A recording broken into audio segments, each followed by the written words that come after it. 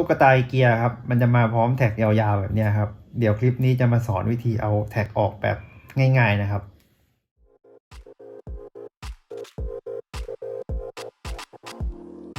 ตุ๊กตาเกียร์ครับมันจะมาพร้อมแท็กยาวๆแบบนี้ใช่ไหมครับ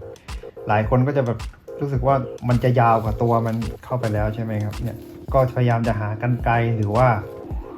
นู่นนี่นั่นมาตัดหรือพยายามเลาะมันออกแต่จริงๆแล้วเนี่ยมันมีวิธีการเอาออกให้ง่ายๆนะครับก็คือทำง่ายๆแบบนี้เลยเพื่อนๆจับครับแล้วก็ดึงเนี่ยหลุดเลยครับทำทีละเส้นนะครับ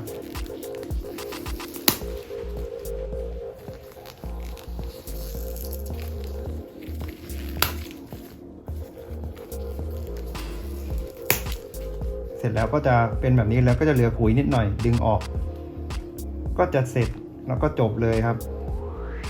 สวยงามแบบไม่มีอะไรแบบ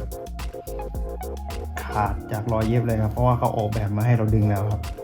จะเป็นแบบนี้เดี๋ยวไปดูตัวอื่นกันบ้างครับหมาอีเกียก็เหมือนกันนะครับหมาอีเกียก็จะมีแท็กแบบนี้ตัวเล็กตัวใหญ่มีเหมือนกันก็ไม่ต้องไปหากันไกรอะไรมาดึงให้มาตัดให้เสียเวลาไม่ต้องหาตัวเลาะมาเลาะด้วยจับให้มั่นๆจับขาให้ดีๆครับแล้วอีกมือหนึ่งดึงเลยครับนี่เหลืออีกอันนึงนะครับจับขาให้ดีๆปุ๊บแล้วก็จะเหลือเศษใช่ไหมครับก็นี่เก็บเศษดึงออกด้วยมือเป็นได้แบบเป็นได้ยาสังเคราะห์ครับก็เก็บออกได้แค่นี้ก็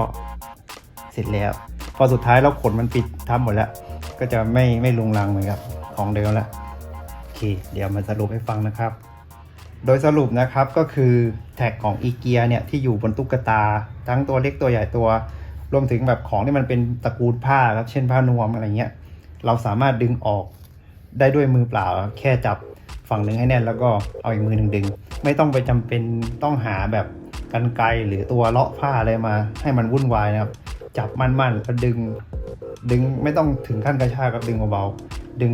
ออกแรงน้ำหนักเบาๆไม่ออกก็เพิ่มแรงจนกว่ามันออกแค่นั้นเองครับมันเขาทำมาสำหรับดึงครับเผื่อใครยังไม่รู้นะครับ